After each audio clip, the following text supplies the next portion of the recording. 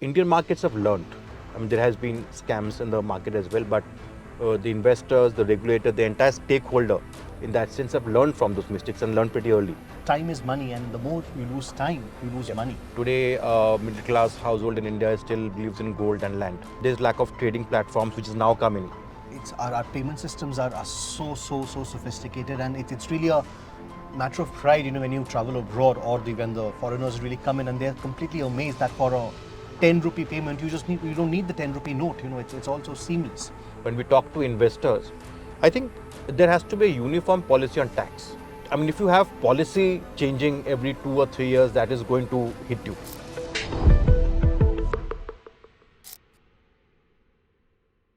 Welcome to the third episode of our podcast series, Transforming India, The Road to 2047, presented by Mint in partnership with JSA Law.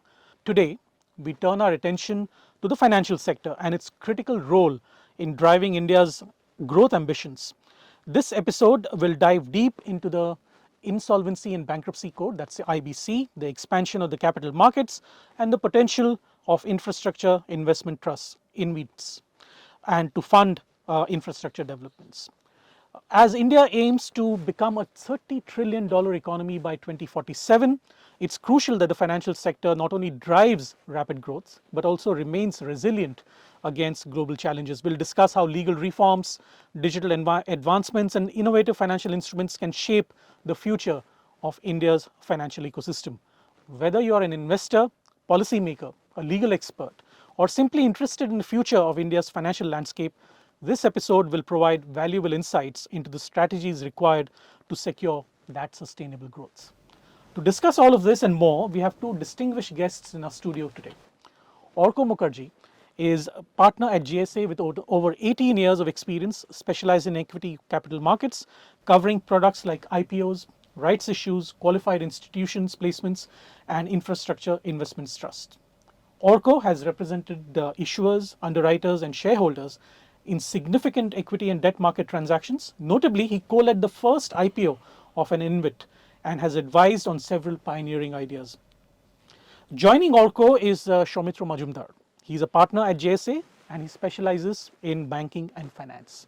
His expertise includes syndicated credit facilities, project financing, cross-border structured finance, and acquisition financing. Soumitra is also proficient in debt restructuring, insolvencies, and non-convertible bond issuances, offering strategic advice on security enforcement and banking regulations compliance.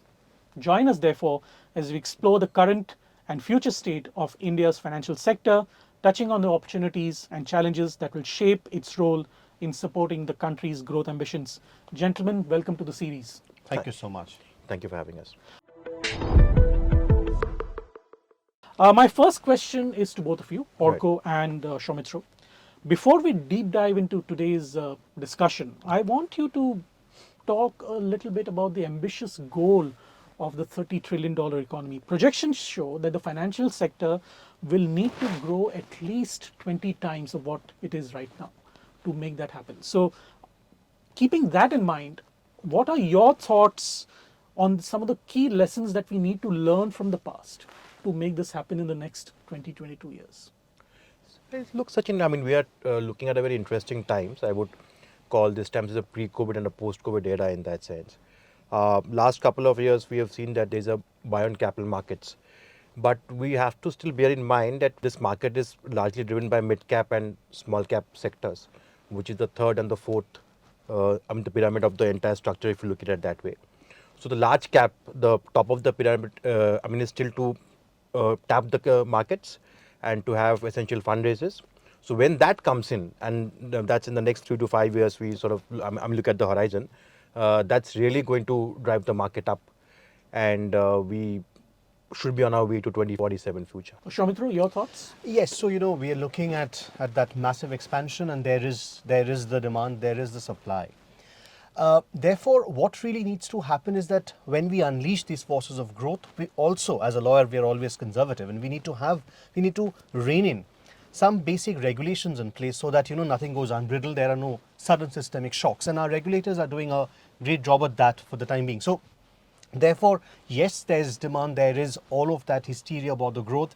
there is strong fundamentals that we see today to support that growth. Alongside, we also need a bit of regulatory restraint and, something that will immunize us from any sudden shocks. And I think if all of these are in place, we are all poised to take the final jump. It's interesting that you mentioned sudden shocks because a black swan event can happen and change the landscape of the market. We haven't forgotten COVID as yet, right? COVID is still upon us in different ways. The way we have looked at the Indian market's point of view, your geopolitical situation or, those ancillary, what lawyers would perhaps call a force major event in that sense, has dampened the market for maybe a quarter, maybe 2 quarters. But it's still on the rise because the money, the capital that we see in the market today is from domestic surge. Right. We are getting less and less independent of US anchors in terms of money flowing from foreign capital. So it's mostly domestic capitals, Indian funds, which is I'm sort of putting the market way. Yes, but of course, you never know, that could have an impact. Soumitra, I want to ask you to provide some insights into the Insolvency and Bankruptcy Code. Right. It is a landmark legislation, and it has transformed the way we think about our corporates, our structures, our economy as a whole. But while it has been instrumental in streamlining corporate debt resolution in India, especially considering the significant recovery rates post the IBC implementation in 2015, but how has the situation changed in the last 8 to 9 years? You've observed that over the last decade or so, right? So I want you to focus specifically on this and how this has transformed your thoughts. Right. So, of course, fundamentally, IBC has delivered. It's been a good statute. It has worked. People have been happier in some situations. They haven't been as happy in some. So cutting that, that case-specific noise aside, generally, I think, in my view, there are 2 major impacts that IBC has had. First, IBC has instilled a sense of credit discipline in the Indian corporates. We've been known to be, a country of rich promoters and poor companies, right? Today, the promoter knows if a default were to arise, he could lose his business with no chance of getting it ever back. Right. So that really has shaken people up and have sort of brought in that seriousness about credit terms and so on. And it's not mere coincidence that we see that credit rating of Indian corporates really are sort of improving at a rate higher than there are downgrades. So therefore, that really is showing that IBC is working. That's one. Second really is that, a lot of good assets have been brought to the market, cutting out managerial inefficiencies. IBC has given the confidence to the creditors for making timely decisions because it's all a court-monitored, market-driven process. And also the investor today knows that whatever asset it's buying has a certain legal whitewash. So therefore, it's sort of made a very vibrant marketplace of distressed M&A, of distressed financing. So these 2, I think, have been the most significant impacts of IBC as a statute and how it has really perceptibly impacted the markets and our practices. Soumitra, a key word that you used was discipline.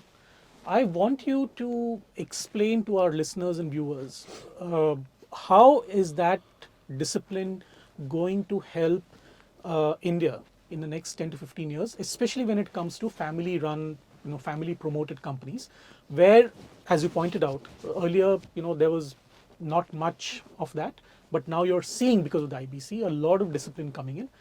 Can you expand a little bit on that and what impact it will have in the next 10 to 15 years? Right.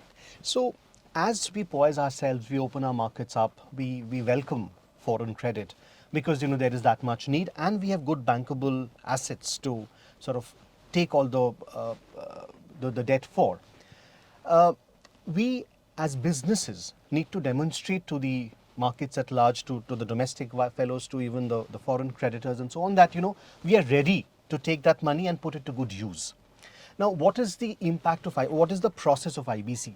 The moment a company gets admitted into NCLT, the current management and the board, they completely lose control. They immediately demit office, and all of that gets, the entire management control is taken over by what's called a resolution professional, who works under the guidance of the committee of creditors, being your external lenders, and who in turn report everything to the National Company Law Tribunal, right? So therefore, the moment a default were to arise, you lose your business, you're out of the game, and then a completely external force that takes over your business. So that fear that, if I were if I'm not very serious about what I've committed to the banks, if I really don't do what I've promised and I don't deliver, right, I can really be out of it. So I think that fear will definitely bring in that credit discipline, and which in turn will help businesses, will help credit institutions, will help everyone in the room. So that's Yeah. really going to be, I think, the game changer. That's a nice way to segue into the question that I had for Orko.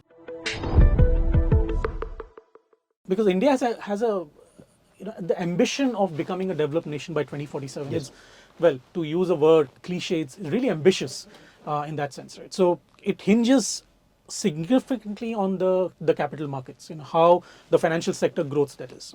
So according to you, how critical are these markets in driving this transformation? And do you think that the legal reforms that are already on its way and will happen in the future and have happened in the past, what role will they play in ensuring a stable and transparent financial environment? Right. So, Sachin, if you see from the last 10 years, we are a very developed market.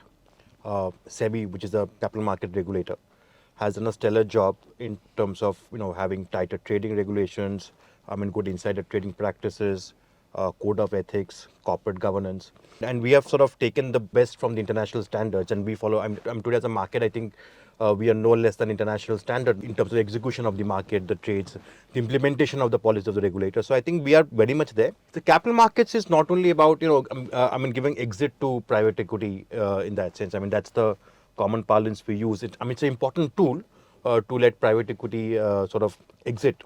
But also what it does is, it talks about capital infusion into the company, which is, and therefore it eases the balance sheet part of it, because there's not, they're not too debt heavy. The companies are not burdened by interest payment rates, and it's equity in that sense, and it helps in your to take activities under brownfield projects, sort of develop brownfield projects and also infuse capital into greenfield projects and capex. I think Indian companies have always struggled for capex. I think capital market is the best way, for to develop capex, and that's what we need. In today to set up manufacturing sectors, and not necessarily to compete with China or something in that sense. But we need good manufacturing facilities, manufacturing sectors, land for business, and for that we need capex, and that is where we are, and that's where capital markets comes in. Yeah. One of the things that experts keep talking about is how well regulated the Indian market is, and it has absorbed shocks much better than the Western markets, both Europe and the Americas. What has led to that? Are there any specific things that you want to highlight that makes the Indian capital markets much better regulated, much better stable than other markets? See, I'm not going to the specific examples because Right. I should not pleased to sort of comment on that. But Indian markets have learnt. There has been scams in the market as well, but the investors, the regulator, the entire stakeholder in that sense have learned from those mistakes and learned pretty early. So for every scam there has been robust regulations which has been well executed, as I mentioned, well implemented, and the market participants, all the stakeholders have followed those policies. Right. Soumitra, with respect to financial sector stability, what are the critical reforms or areas of improvement you believe are necessary to strengthen the IBC framework, particularly in light of increasing the insolvency filings? Right. So, as Orko said, that our regulators have been quite agile. The moment there's been a scam, there's been a problem identified, they've really acted upon that. And like the noisy democracy that we are, even the market participants have been very vocal about focusing, okay, what are the problems with the over-regulations and so on. And therefore, there's been a very healthy dialogue between the regulator and the regulated, which is sort of held us in good stead. And I'm sure that the trend will continue. There's been a similar experience with the IBC as well.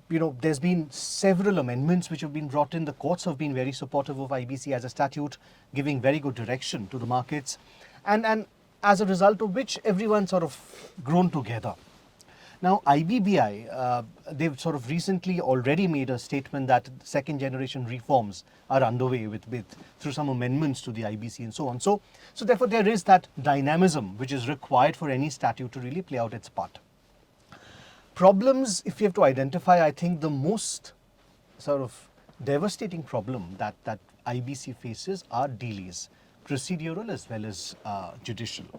I mean, what's quite depressing are that this kind of statistics to say that in the last financial year, the total time taken for resolving a case under IBC has been in the range of 700 odd days, plus minus few. So, which is literally double than what the statute prescribes, right? Even admissions take about 600 odd days. So, time is money, and the more you lose time, you lose money. Right. So therefore, ideas like if we can outsource some part of the judicial work to private players, that can really clean up a lot of judicial backlog, that can in turn sort of speed up the whole process. And example that IBBI keeps giving are the passport seva kendras who've been, once it's been privatized, really, the basic groundwork. The How it's- efficiency has gone up. Yeah. Right, exactly. Then information utilities, what's already promised and provided for in the IBC, that's sort of not really developed in that same momentum, because the moment you get good quality information, these kind of sort of simple disputes like whether the debt existed or it didn't, whether there's been a default or not, these questions of delayed filing and how it's going to happen, those kind of issues also get weeded out. And I think that'll automatically free up a lot of bandwidth to really focus on the real issues. And also, I think one more point that the government needs to really sort of focus on is its stand on some issues have been very ambivalent. While on some cases we say that yes, government dues should be subordinated to creditor dues, and which is the stated objective of IBC, but the stand that some other departments have taken have been quite the contrary. So therefore, that in turn has muddied the waters a little. I think if we can address these 4-5 critical points, we are quite we sort of left with quite an interesting system to look forward to.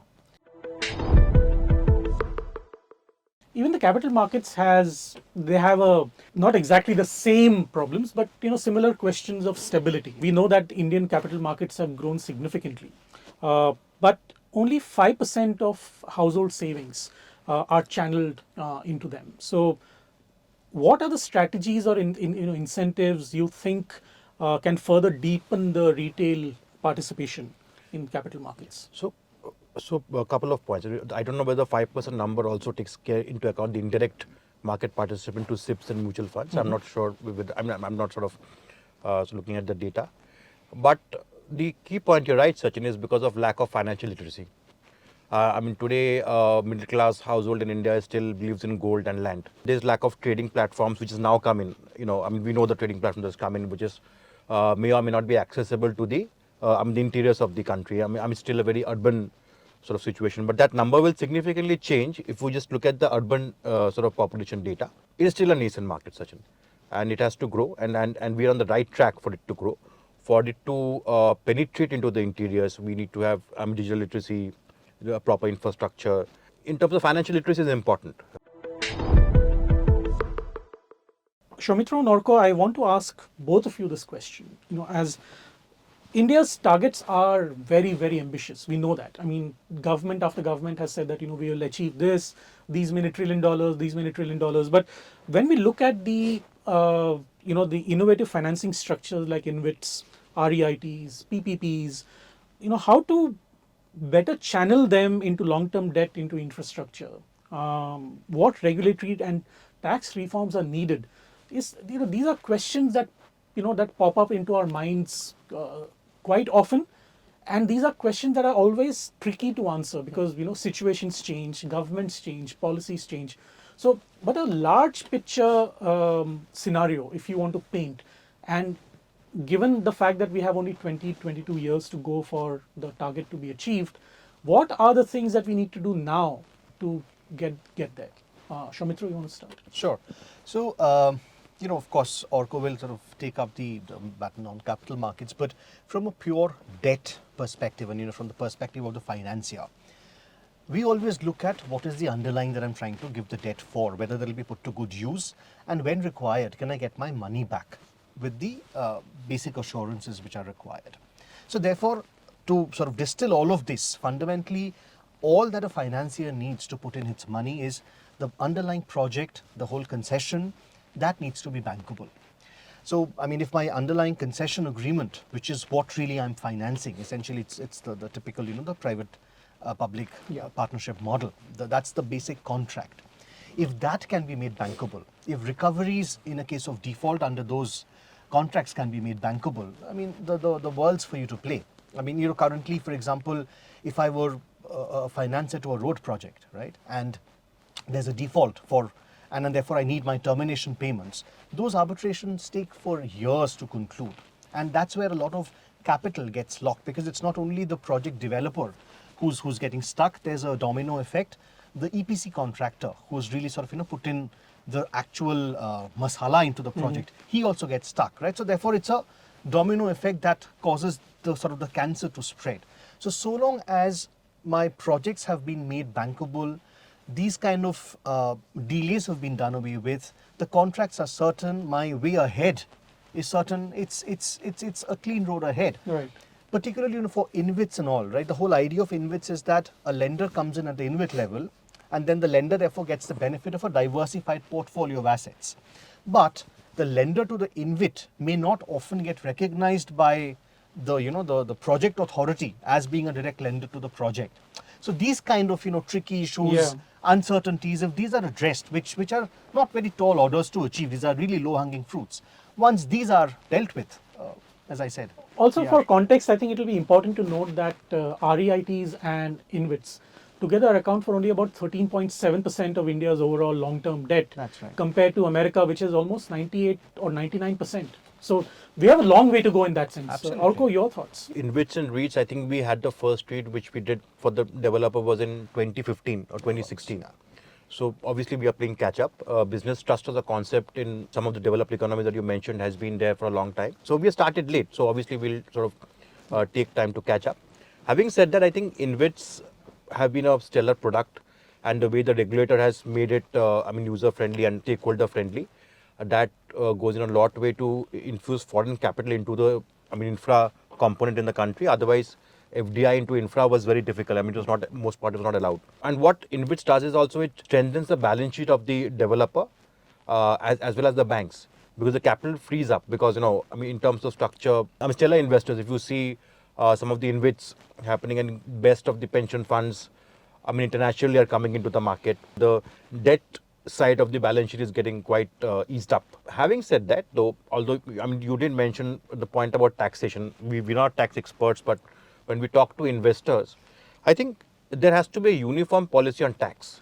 You cannot change the slab rate. You cannot sort of move the goalpost every year. Trusts were known to be a pass-through structures, and other income that I'm not going to technicalities of taxation, but the other income was not supposed to be taxed, which is now taxed in the hands of the investors finally. If you have policy changing every 2 or 3 years, that is going to hit you, and the investors are going to stay away, which also sort of gets back to your earlier question, which you talked about why is retail participation not there, because the money that you're investing into the market is your hard-earned money which already been taxed. Then you cannot have a capital gains tax on. That's a policy. We know we are a developing economy and those taxations are important, but there has to be some method to the madness. Yeah, maybe an incentive to retail investors who want to enter but are afraid of entering because the taxation system itself is a disincentive, so to speak. It is. Soumitra, because Indian banks rank among the top 5 globally in terms of maturity, digital maturity, that is. As the market expands, leveraging digital transformation is going to be one of the most talked about issues in the sector, and it is also essential in enhancing our financial inclusivity. Correct. We've seen that with digital payments over the last 6 to 7 years. It has transformed the financial landscape. But how can you ensure greater participation? We briefly touched upon it in the previous one, but greater participation is of immense importance going forward, because inclusivity, participation are going to be one of the key pillars on which the growth will be based on. So I want to understand your thoughts. What steps, systems and protections can we offer them who want to enter this? Right. So, today it's our payment systems are so sophisticated, and it's really a matter of pride, when you travel abroad, or when the foreigners really come in and they're completely amazed that for a 10 rupee payment, you don't need the 10 rupee note. It's also seamless. And it is spreading, right? India's no longer about Mumbai, Delhi, Bangalore. It's all about the activities very much there. generally people have become a lot more literate, a lot more savvy, as it were. But I think the only way for ensuring growth would be to have the physical infrastructure in terms of stable internet connectivity, a massive scale in sort of consumer education, that what they're really getting into, all the institutions being a little more restrained in marketing and so on, so that there is and a robust way to tackle cyber frauds and so on. That's one side of it. And the way we have shown innovation, it's a matter of course for us to really develop the infrastructure, to develop these processes. But I think together with achieving this growth, which is definitely going to happen, what we need to be a little conscious of is that because of these structures, unsecured lending in India is sort of shooting through the roof. Yes. For the first time, we are seeing massive household debt. Now that's Credit not card all. also. Yeah, exactly. All these. So you're taking a sort of a debt middle of the month for some completely avoidable consumption of maybe And pizza. you're not creating assets. Asset, exactly. Yeah. Which the RBI has also sort of Yes. caught on to that, and they're very vocal and sort of cautioning everybody. So that's, I think, yes, the growth will happen, and we are sort of all poised for it, and our innovations are. I mean, it's a matter of course, right? Yeah. There's no concern on that. But what we need to be conscious of, at least in this aspect, would be that we can't really let our household debt go unchecked, and we need to put in place some checks and balances for ensuring black swan events in the form of internal domestic debt shocks don't cripple us. In fact, the RBI made you made an interesting point, because the RBI came up with a report recently Yeah, correct. on how unsecured debts, That's right. the pay later EMI schemes, Right, etc., are right. driving the retail market, but it's creating a huge debt trap That's right. for middle class and low middle class Indians who have no way to service those loans at a later stage. And as Orko mentioned, for us, it's all domestic-driven growth that we are Yes. looking for, and that's what it has to be. Now, there, if your average Joe is sort of crippled in some sense, then it's not a happy story for anyone. So Yeah. that's a point we need to be very Right. conscious of. Yeah, and in some developed economies, which you mentioned, in matured market, as they would typically call it, we have seen second mortgage, third mortgage, subprime crisis. We have seen all of those. What has debt done to those markets as well? Too big to fail, I would Yes. say. I mean, the America of 2008, for Yeah. instance, Right. Yeah, yeah. the subprime crisis kind of enveloped the entire world. And at that time, we thanked the Exactly. Indian government that, we are so overregulated It was controlled, yeah, that yeah. we We kind were of very insulated controlled, ourselves yeah. from the shocks that hit the other systems. Yes. Orko, looking forward to 2024 and beyond, Yeah. there must be some key capital market developments that are set to define India's financial landscape. And how can the legal sector help in maximizing those opportunities in the next 20 years or so? See, I mean, as we discussed earlier, that the confidence of the investor will come when you have a robust legal system and a regulatory system in the market. Otherwise, whether it's a $1 billion fund or or even a retail with a salaried income, they won't come into the market unless you have confidence into the regulation. So, tighter trading norms, insider trading regulations, and those need to be in place. For it to sort of improve. Now, we're still a very promoter-led economy. The companies that you see today accessing capital in the market is also very promoter family-led. In terms of directionally, we are going towards a board-managed company, but it's still largely a promoter, Yes. sort of promoter family-driven company. So it becomes very imperative that corporate governance norms are actually well looked at and well controlled. Because there has been instances where money has been used for purpose other than it was supposed to be used Yeah. for, and that's a situation we do not want. That's also the discipline that Soumitra was correct. talking about. Yes, it's 100%. the legislative process has brought in some kind of discipline into, Has to be. this. Has to be. Yeah. Soumitra, in the context of the need for opening markets to long-term debt capital, particularly when it comes to strategic players such as pension funds, Right. sovereign entities, we are at some inflection point in India. We know that. I mean, the fact is that we've grown significantly over the last 10 years. Right. But if we have to go from this point to the point that we've been discussing for the last half an hour, we need that one special booster thruster. Right. What is that one key factor, according to you, that India needs to make that jump? Sure. So, infrastructure as an asset class, it's a long construction period, right? So there are therefore construction risks that an investor looks at very carefully Right. when it's trying to finance an infra project. So long as we can put in place mechanisms which minimize the construction risk. I mean, for example, the RBI had sort of a draft paper, which is of course getting very heavily contested, where it says that if Indian banks were to finance a construction phase infra project, then you have to make a certain higher provisions, and which the banks are sort of getting very worried about. But that also means there's that much of an opportunity that opens up for non-bank financing, right? And which everyone's very keenly observing. The short point, therefore, is that so long as we can minimize construction phase risks, counterparty risks, so long as we can, as I said, make our concession agreements predictable with a certain time-bound redressal mechanisms in place in case of a default, I think that will automatically open up or make us more attractive for all the pension funds and so on. And it's quite surprising that overseas pension funds are really having a very long-term and robust view on the Indian infra story, but our domestic fellows are sort of getting held back and therefore, in some sense, getting denied the opportunity, right? So for both of these, domestic as well as sort of overseas patient capital to come in, we need to really manage the counterparty risks or construction risks which are embedded in infra project. And I think, again, then we are good to go. One of the key things that we spoke about in the previous two episodes was climate change, Right. and how important it is in terms of balancing growth versus balancing our climate change goals for 2050 and beyond. With sustainability and ESG becoming critical for investment decisions, India's capital markets must adapt to support these trends. So, considering this need for adaptability, what can India's financial institutions do to promote the green finance, and how can they, alongside legal actors, navigate these new trends in ESGs? Yeah. So if I'm not wrong, 50% of the capital is already being infused into that sector. Right. It's That's 53%. 53%. Yeah, Yes. thanks, Sachin. But if you would recently, and I'm not going to names, if you see recently, I'm an electric company which have sort of raised a huge sort of funds from the capital market. We are working for the government on another green bond.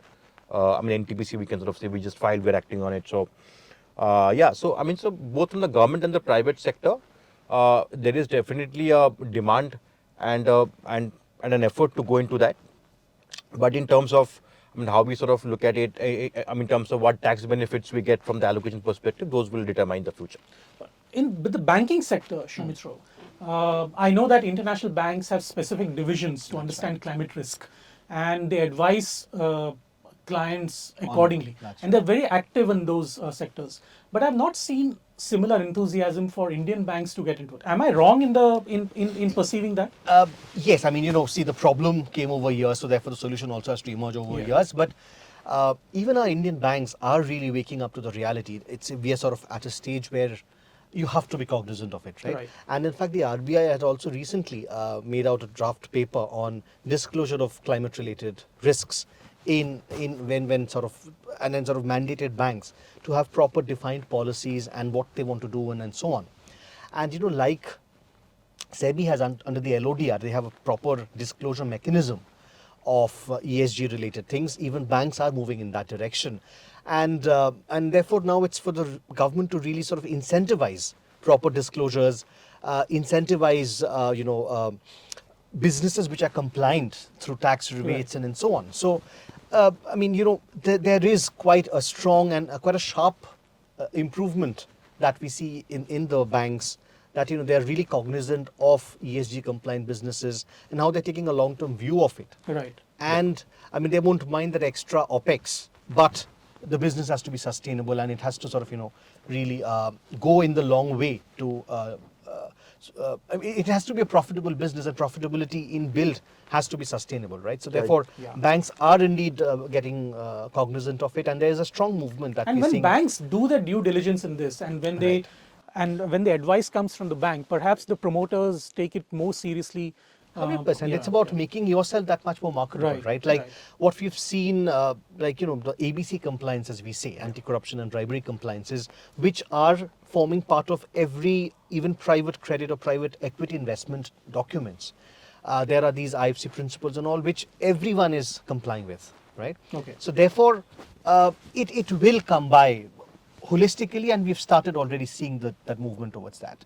And it's across, it's not that only the absolutely blue chip are focusing on it. Even the really sort of the very family driven promoter, Right. which is really the bulk of India, even they are getting as much cognizant and awakening to the whole requirement. And that brings us to the end of today's episode of Transforming India, the Road to 2047. As we look ahead, the strategies discussed will play a pivotal role in preparing India's financial sector for the challenges and opportunities that lie ahead. Thank you, Orko. Thank you, Soumitra, for your invaluable expertise and perspectives. And thank you, our listeners, our viewers, for tuning in. Stay connected with us for more discussions on the insights on transforming in India, the road to 2047. This episode is available on Mint's YouTube channel and all major audio streaming platforms. This is Sachin Kalbag signing off.